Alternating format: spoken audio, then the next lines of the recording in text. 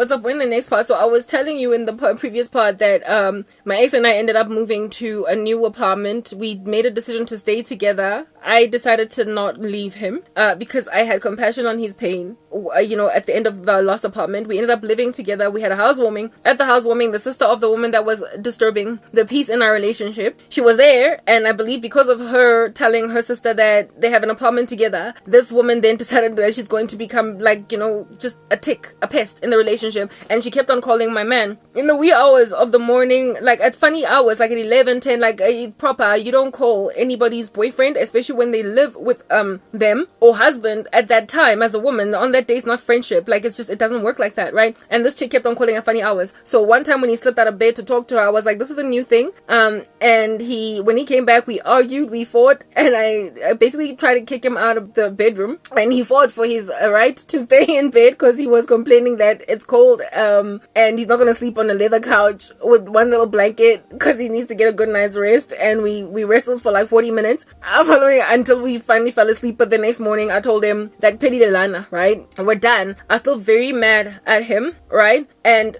despite that, I told him that, look, if you don't basically tell this woman that we're not doing this, right? If you don't let her know, like, you cannot be calling me at wee hours of the morning, whether or not you're going to upset her, we're going to break up. That fight continued to linger all week long. I was still very upset, right? I had to go away again for work, right, for for 2 or 3 days. Sometimes it was not a full week, but then I came back in the middle of the week, and when I came back again, the house was just dingy and dirty. There was just something that my ex, for the life of him, was just irresponsibly doing in a way that was not natural to him. Whenever I would go, it's like, hey man, there was just so much coming up against us. Anyway, whatever. Very well. So when I came back, but when I left, we were still at odds because of this woman, right? When I came back, there now was this issue, and he also was kind of short and mean, like not that loving towards me whenever I would talk to him on the phone from my faraway location. When I came back then, and I found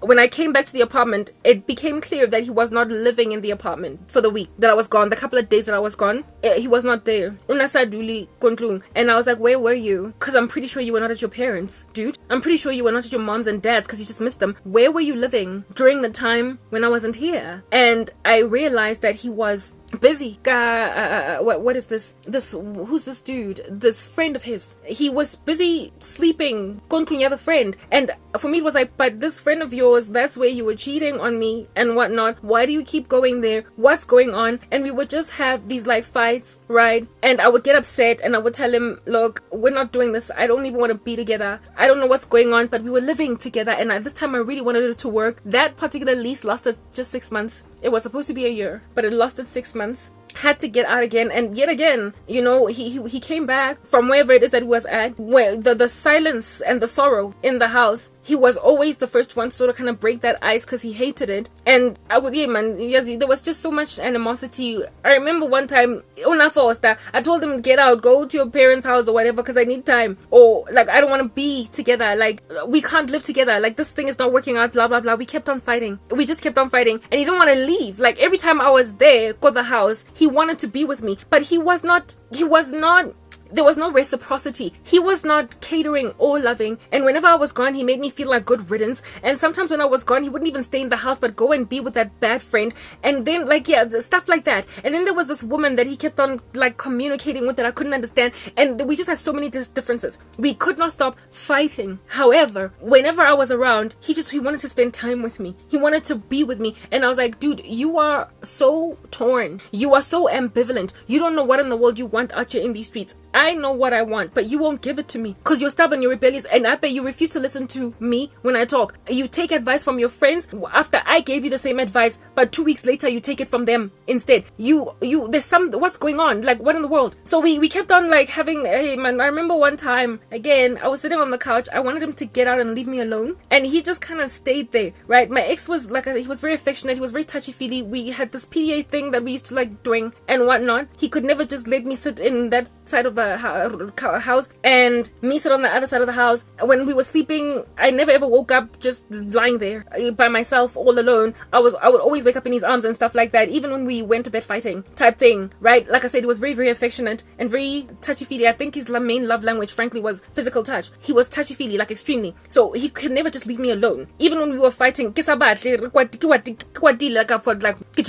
I'm upset. I've got like, like that, I'm angry type thing. And I'm like, sit on your side of the couch and I'll sit on my side, like proper. Sit far left and I'll sit far right. And let's just watch whatever under heaven we're watching on TV. But don't talk to me. Since we live together, fine, couples fight, but we're not talking. And he would like shift, next to me. Like he would shift and sit, like insist on sitting next to me. And I would push him and push him and push him and push him. And he would like grope and touch and squeeze and poke and prod until I would like literally cave in. I gave in every single time. Every time. And he would even laugh at me. It's like he knew what he needed to do in order to get me to bend back up again. And unfortunately, it became a tactic of manipulation for him because I really was upset and I really had some proper issues. But he knew that all you need to do is just, like I said, poke and prod and squeeze and hug and hold until I cave in. The other night, he had basically fought with me,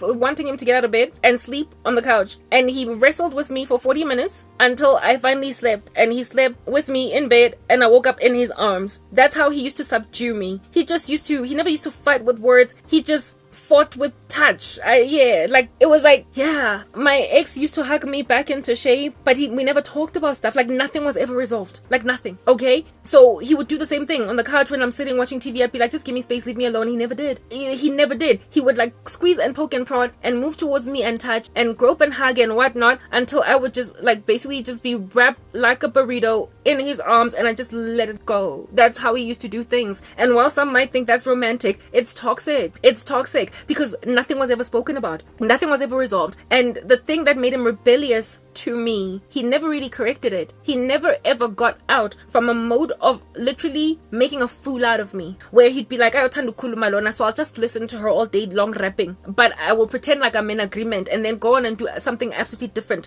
And after a couple of years of being undermined like that and manipulated like that, it gets tired. It gets tired, do you understand? And it gets to a point where you're like, really? I mean, I'm like, what, only 25 now? And if I'm going to be dealing with this at 30, what in the world am I going to look like at 45 with a man that just never resolves issues? All he does is hug me back to shape. I will be a miserable wife. I can't. Like, dude, you cannot just not listen to me. The Bible says, husbands, if you don't listen to your wives, your prayers will be hindered. So this man was frustrating me with disregard. He was holding on to his Zulu roots, saying umfazi akazongitshela what to do. But instead of being aggressive about it, he won me. Like, it's like he subdued me ka lerato, iseng ka matla a letsogo. He subdued me with love. He did not subdue me with violence. So the difference then between his Zulu way of life versus the typical Zulu way of life is that some men will just slap you into silence, tell you ungazongitshela mfazi, and be rough and rude and verbally abusive. But he wasn't rough, rude, or verbally abusive. He just shut me up by hugging me into silence. I feel like that's a lot more evil. I don't know. Because when you're hugged into silence, you don't know to walk out in the middle of the night and never come back. You are cajoled into thinking he's actually been pacified when it hasn't happened. And so therefore you can find yourself just completely disregarded by a man who thinks you're a toy to be played with, poked and prodded at,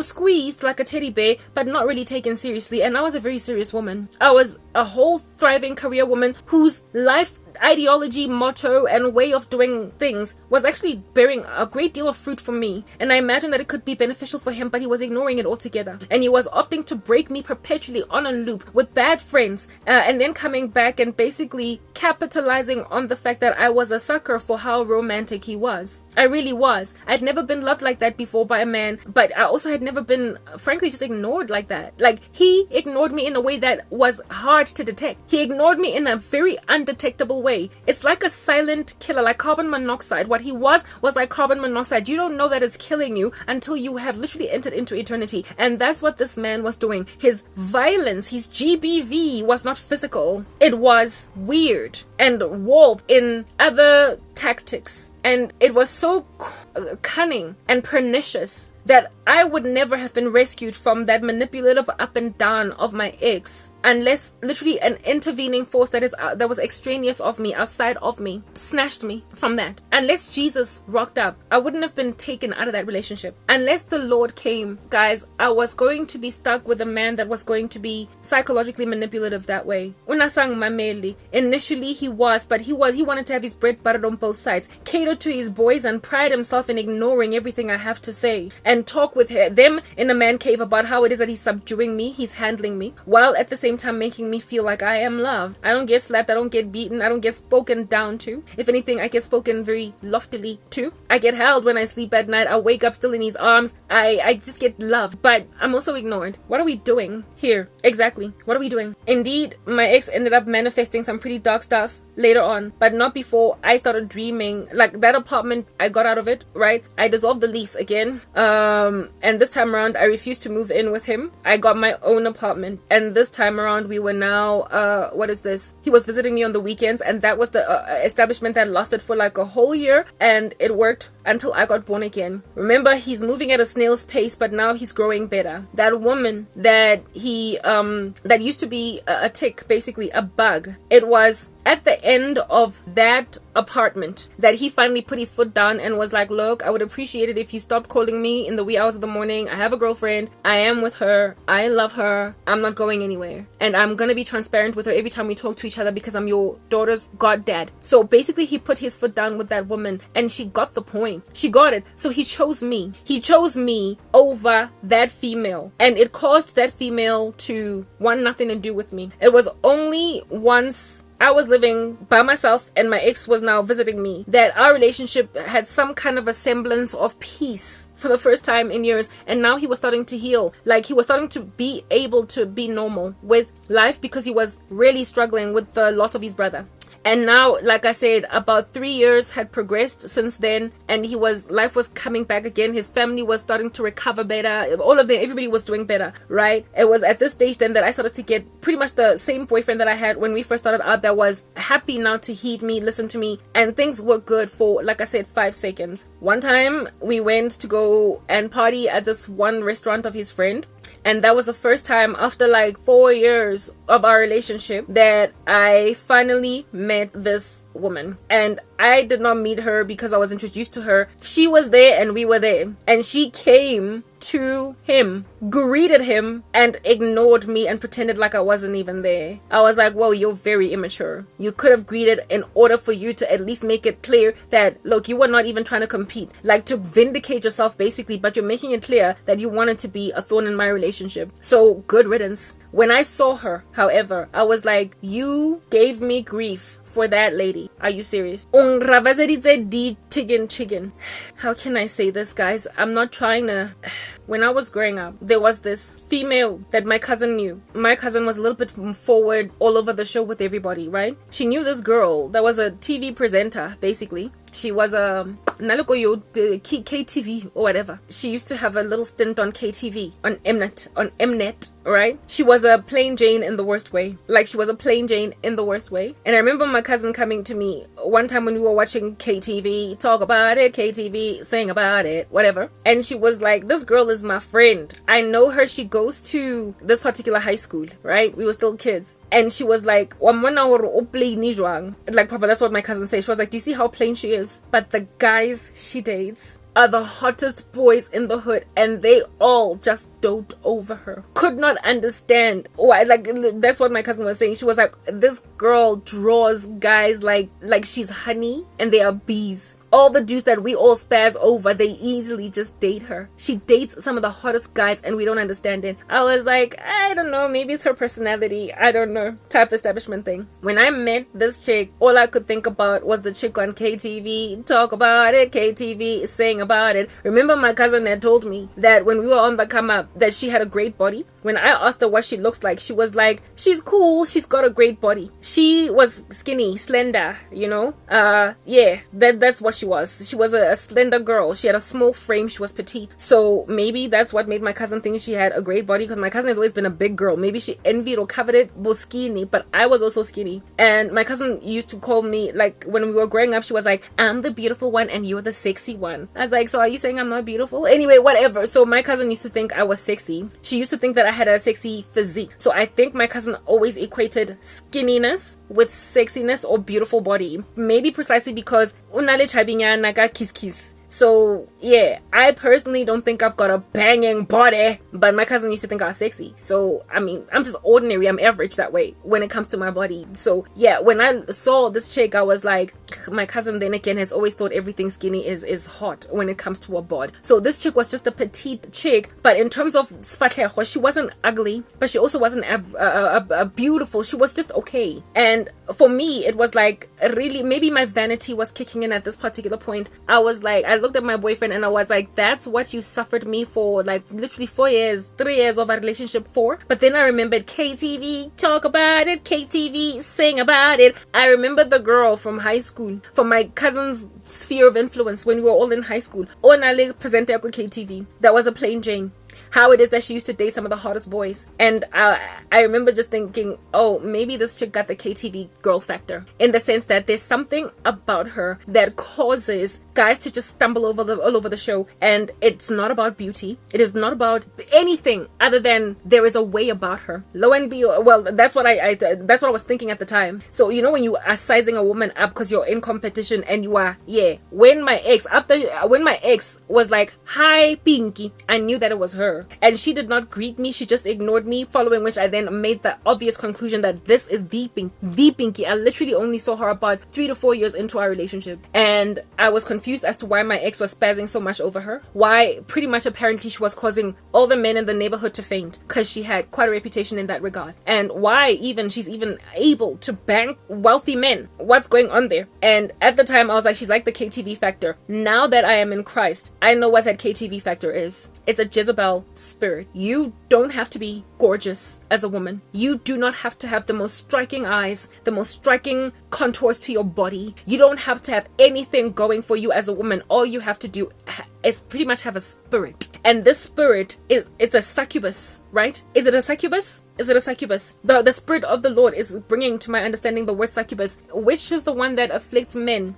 The one that afflicts men, the one that afflicts women is an incubus indeed. So a succubus is a woman. It is the one that is in a woman that makes men go loco. Okay? I now only, however, as a Christian, know what it is. Back then, all I could think about was, this chick is similar to the one wako KTV. Talk about it, KTV. The one that my cousin was talking about. Because like I said, physically, nothing of her would make me nervous of that girl. Literally nothing. Absolutely nothing. Nasato say she was a plain Jane in the worst way. She wasn't ugly. She wasn't beautiful either. And the body that my cousin was like, praising on the rooftops, I was like, whatever. Almost I was told she was short. So essentially, I looked like a model. I slayed her in that regard too. And my height, I towered over this woman. I had a presence and a girth that she just lacked. And I could not understand why my ex was fainting in the presence of this woman, to a point of confessing to me that he loves her more than any other woman that he had ever been with, at my peril, and then wreaking havoc in my life, but also getting to a point of conquering what under heaven it is that was the influence that she had on him. He overcame it, and the thing that made him overcome it was the recognition that he much rather preferred to be with me. What did I represent? I was a woman. I was ride or die. I was there for him. In spite of my physical beauty in comparison to this woman, that was not relevant. What was relevant is the fact that I was a woman to my man. Whereas this female was a lightning strike, a thunderous invitation. She was a Jezebel at the city corners. Do you understand what I'm saying? She had a spirit that she carried in her that lured men. How do women even get the spirit in them? It's probably promiscuity. Sometimes it could be genetic, in the sense that you inherit it from a parent, and so you just kind of are inclined towards you have a proclivity towards certain behavior as a woman. But for the better part of the time, it's your own activity. It is your own behavior. It is your own chasing after money as a woman, insisting that certain kinds of men don't make sense for you, making yourself like a little bit of a kanging bow. If you like literally hold your foot down like a gavel in a court of law, like a judge, and you say, I'm never gonna be with a guy on a drive, continuously singing songs like I don't want no scrub. A scrub is a guy that can't get no love from me, refusing to give men chances that are struggling in life purely because they're struggling in life, overlooking love, disregarding love altogether for money, choosing things like power over actual romance. When you keep doing that repetitively as a woman, ultimately you cultivate a spirit in you that is a Jezebel that will lure certain kinds of men to you that are happy to be like puppy dogs at your feet and do anything you want at your beck and call, and you will become the bane of the existence of other women in the community because you will steal their men. You will call their men at night and their men will struggle to not take your calls. You are going to be the itch in the relationships of many women, and unless these men make a decision that I don't want a prop, I don't want a toy, I don't want a lightning strike, sorry, unless a man makes a decision that he doesn't want a lightning strike but wants an actual woman, and he sticks to his guns and puts his foot down with a Jezebel, she's not going anywhere. So this woman was subdued by my ex's foot putting down, and he ultimately recovered from what he imagined were enormous feelings for her that were unconquerable. When he realized that he couldn't lose me, he essentially conquered the Jezebel spirit. But if I had gotten fed up, the other thing that helped the guy along was the fact that I kept on going back to a man that I felt like I wasn't done with. I was too in love to leave. If I had left him, he would have been triggered permanently onto a state of lingering after a Jezebel. But I stayed with him, and it was the endurance and the long suffering in that state that basically rescued him. But who under heaven wants to long suffer a man losing their hair, graying, getting fine lines and wrinkles, waiting for a man to realize that it is better to be with Hannah than with Penina? Literally sitting around waiting for a man to wake up to see that it is better to be with Abigail rather than to be with Michelle, with Esther than to be with Vashti. Who wants to wait 20 years for a man to wake up and smell the coffee? Who wants a prodigal spouse that is busy roaming these streets with wicked women, getting all different kinds of diseases and making himself a baby daddy of many before he's like, yo, I am sorry, home is karabo? What woman wants to khotlela like that? That is a very unfortunate call for black women. They tell us ukubegezela because it works. I'm not gonna lie. Ukubegezela, khotlela ring, waiting for a guy to snap out of rubbish does work. But who wants to endure so much nonsense when they don't have to? When they can just wait on Jesus for a husband? When they can just wait on the Lord to basically bring a man that is already actively fighting Jezebel spirits? Making war like that Mapalo guy that I told you about on YouTube, a young 21-year-old guy that is resisting Jezebel spirits. He's only 21. What excuse does a 30-year-old man have? At that stage, my boyfriend was headed for 30. What excuse does a 30-year-old man have when a 21-year-old can resist a Jezebel and be faithful to a godly woman? Literally seek the Lord's face for a wife that honors him, and along the way reject KTV, talk about it, KTV, sing about it. My ex had no Holy Spirit. He wasn't saved, and I had to work in him to finally resist a woman that fled from him. The Bible says resist the devil and he will flee from you. Ultimately that Jezebel's fled, but it took years, and in all of those years I imagined that my ex didn't love me as much as he loved her. Meanwhile, it was a spirit that was working in him like a battery charging a torch in order for it to stay lit. If you take that battery out, there's no feelings there, there's no emotion. These women hook men with tongues of silver, with tongues of honey, and it is a spirit that is so almost irresistible by men that, like I said, they inevitably capitulate to it unless women are prepared until they wake up and realize, I'm not about to lose Karabo for KTV, talk about it. I'm not about to lose Karabo for Pinky. I'm like, Pinky, there's nothing in her. She's hollow. She rejected me for crying out loud because I was working in a call center. In and of herself, she didn't have the strongest job. She was a young woman. She was my age, that girl. 1984, exactly just like me. Sonkes si young. We don't know what's going to happen in the future. And you are expecting a 26-year-old guy to be a millionaire. I'm sorry, I'm not going to get there. If you want a millionaire, I'm Yolanda, 45-year-old Hugh Hefner. Go and fetch a Hugh Hefner. But this woman wanted the experience and the joy of being with the young man and the glory of it, but also, bread buttered on both sides. She also, however, wanted a wealthy man. There are not very many 25-year-old entrepreneurs that are millionaires, or 30-year-old entrepreneurs that are millionaires. For the better part of the time, most of us get there, in our mid-30s to the late 30s, maybe even 40s. So since there are so few of them to go around, go and search for them, sisters, if you want them. But I'm not going to be the boy toy that's cute, handsome, energized in all respect to love you when you are still young and we are all young, while you on the side ogle your eyes out for guys with big cars that are much too old for me to be competing with them. I'm not going to compete with that. And my boyfriend was like, look, I've got something better here, so no, I'm not doing it. And it was at the point of resisting that it did not even, it stopped being so hard for him to resist this Jezebel lady. The spirit in her, she cultivated it over the years by being such a gold digger, by allowing society to influence her to basically disregard any human being at all that doesn't have money. That the thing that made her as classist as she is, to a point of passing up such a big love, she eventually ended up regretting it. And now she was passing me shade. She was making out of me the enemy when I had done nothing to her. She had rather been the thorn in my flesh the whole time. So she owed me a greeting when she met me, to basically set the record straight that, look, I wasn't trying to take your man. At the end of the day, he's my kid's goddad. So you were just insecure. She was supposed to, I don't know if you've seen the music video, Alicia Keys, back in the day. I think I'm jealous of your girlfriend, although she's just a girl that is your girlfriend. You know how at the end of that music video, the friend that is the girl that is the friend of this guy, she goes to Alicia Keys on some high, how are you? I'm this. Look, this is my boy and I love him, and since he loves you, I love you too. She was supposed to do that to set the record straight, to make it clear that she was not trying to scoot me out the way. Instead, she did not even greet me the first time I ever met her, and I only found out who she was because my boyfriend said, hi Pinky, and I was like, oh, that's the one. She stayed mean, so she was not misinterpreted by me or misconstrued. She was exactly what it is that I thought she was. And my boyfriend, the awkwardness of her not greeting me, he just kind of glowed over it. He glided over it. Glowed is not a word, I don't think. He glided over it and pretended like that's not a thing. Anyway, this woman's spirit, I conquered it. But the thing is, I will say this and over again to women, do you really want to wait 5 years for your husband to make like the prodigal son and come back home after ransacking all different kinds of women's bodies out in these streets, or disrespecting you with a Jezebel, and then he comes back?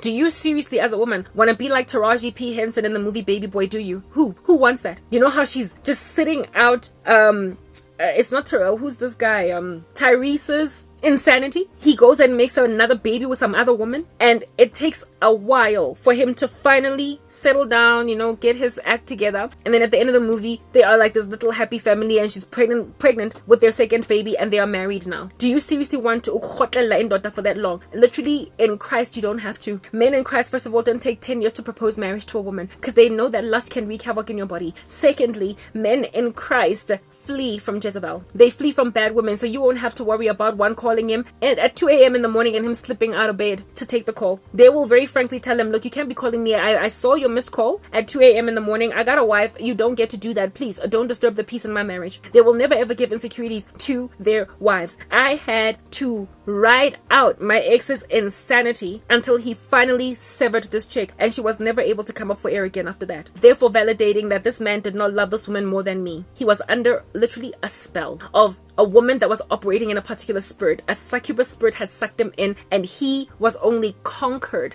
able to conquer it when he made a decision that he wanted to be with an actual woman and not, like I said, a lightning strike. Her feet go down to death. Women, you got another way out of this. It does not have to be that way. I'm just saying, for you to ukhotela long-term relationships and then you are only calm and cool at 35 and you're already popping your first grade because you're 35. Why?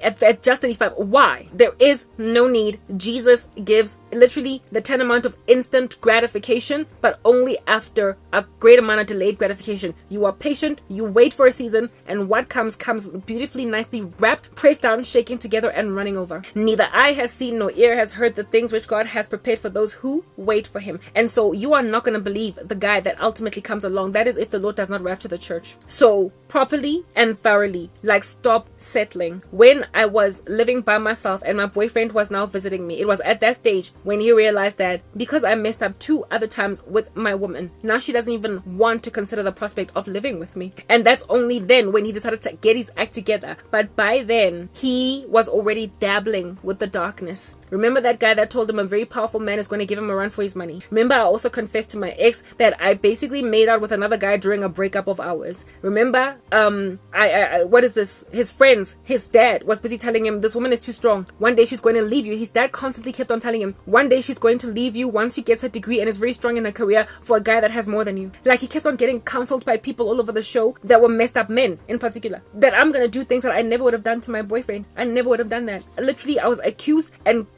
told that I was guilty before proven innocent. Guilty, nje. No amount, nothing that I ever did for this man, no bending over backwards, no history basically that I had walked in to show my ride or die state worked to unconvince him of the lies he was being told by his friends. And so he decided that in law I got stable. My ex and I used to have quite the thriving sex life. I'm a Christian and I'm not here to talk about sex, frankly, because I don't want to trigger anybody. But we had a very thriving sex life, and that changed when he decided to start messing with me because he thought I was going to cheat on him. Here it is that I've been ride or died with a guy that has cheated on me, at that point confirmed twice.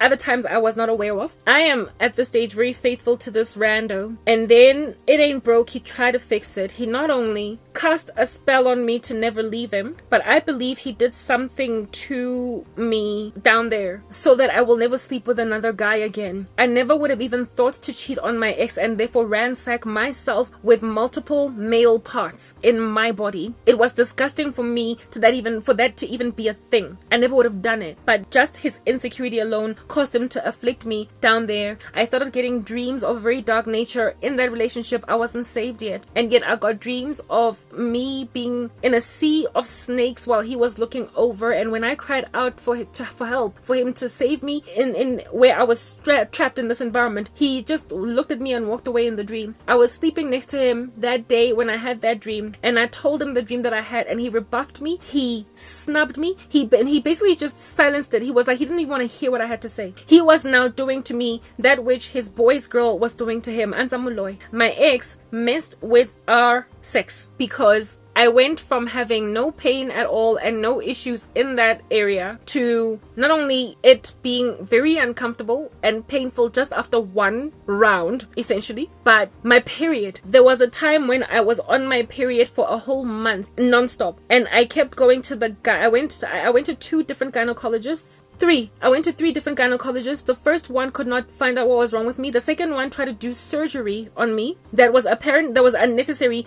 I had booked this surgery until I told my sister, and my sister was like, I gotta get a second opinion. So I went and I got a second opinion at my sister's gynae, and my sister's gynae told me, no, you don't need to have surgery. I don't know why these doctors like to operate. Frankly, you don't need to have surgery.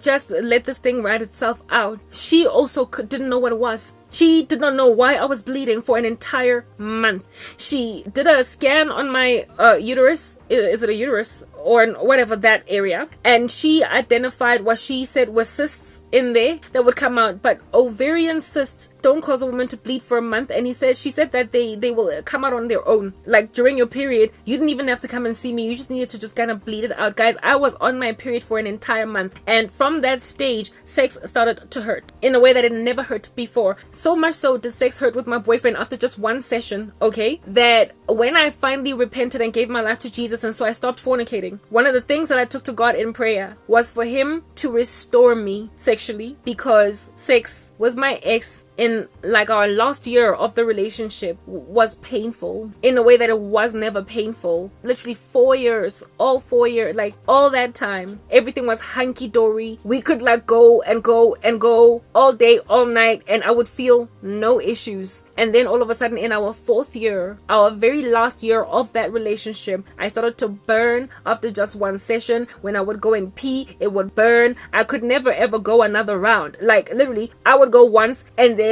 I would have to take a break for a couple of days, 3, before I could go back again. And I was like, when I came to Christ and realized what he had done to me, I was like, really? just to make sure that I don't go out on you. You messed up with our sex life. You messed up with our sex, like, proper. You made sure that I can't be comfortable 100% in a way that you would never be able to feel the discomfort, because you're the guy. You're not the one that is experiencing what I'm experiencing here. So you would be cool and I'd never be cool. That level of selfishness, what in the world? I could not for the life of me believe that he actually went out like that. He prevented me. I don't know what would have happened if I had gone out on him. I don't know what would have happened to the guy. I don't know. Guys, all I know is that it hurt with him. So what would have happened spiritually? These weird things that happen in African spirituality. I don't know what would have happened to the guy with whom I was cheating. So I guess that's why the Lord made sure that after my ex, I would basically essentially repent, give my life to him, because I would have probably found out with my new boyfriend that I can't even have sex. He gave me what would be the tantamount of vaginosis. You know, that illness in women where the moment a man comes close to her, her vaginal walls clamp up and she basically enters into a severe amount of pain and she can't have sex. And women who suffer from that usually are ones either who have been raped in the past or just have a fear, an irrational fear of sex for whatever reason. And they clamp up such that they have to go through like psychological, like therapy. They have to go to therapy to untrain their minds and their bodies to basically be able to have sex.